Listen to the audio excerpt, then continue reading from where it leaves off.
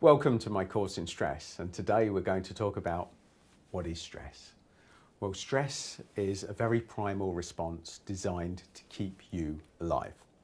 So stress is actually best demonstrated if you were out in the jungle and suddenly a lion came round the corner looking as though you are its lunch. Your stress response would fire off, and it's designed to keep you alive. So it floods your body with chemicals that give you an ability to run faster or to fight harder. That's what the stress response is: fight or flight.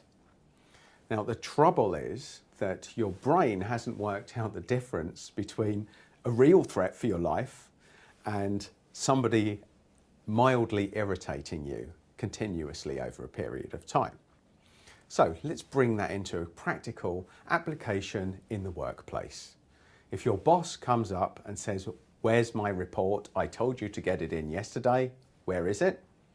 And you had 101 other things that your boss told you to do yesterday. You never had a chance to get the report. They never acknowledged that. They didn't compliment you on the stuff that you did. And straight away you're fired up because they're stressed and they've just passed that stress to you. And the trouble is that the brain hasn't learned to tell the difference between a real threat to your life and this workplace stress of people criticizing you. Now, if you're in that zone, if you're feeling that stress and people aren't acknowledging it and thinking about the same incident, is a bit like stress is like a flame, and something that happens is like touching that flame. So every time I think about my boss annoying me, I'm touching the flame. I'm getting more stress. And where does this lead? This leads to people having weight issues, appetite issues. They're not hungry one minute, they're binging the next, because their hormones are up and down. Because when you're stressed, all of the blood flows out of your stomach. So you're less likely to feel like having a snack then, but it will all catch up with you later. So you might binge later. So eating habits are affected by stress. Sleep habits are affected by stress. Because obviously, if you're thinking about these things that are fighting for your life, your brain is going to keep you awake because it's perceiving danger.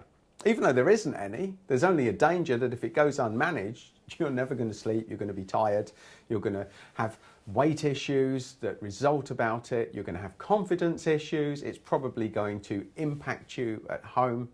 There are 101 reasons why bad interactions at work can adversely affect you, your staff, and the people at home when you go back. Because people take stress out of work and they bring it home. In just the same way that people take stress out of home and they sometimes bring it to work. Not many people have the ability to not be stressed in one area or the other if they're having stress in one of them. So what you need to do as an organisation is recognise what causes the stress and then implement ways that you can reduce that stress. And if you'd like to find out how that can happen for you, then by all means give me a call and we'll have a chat about how I can help you with your stress.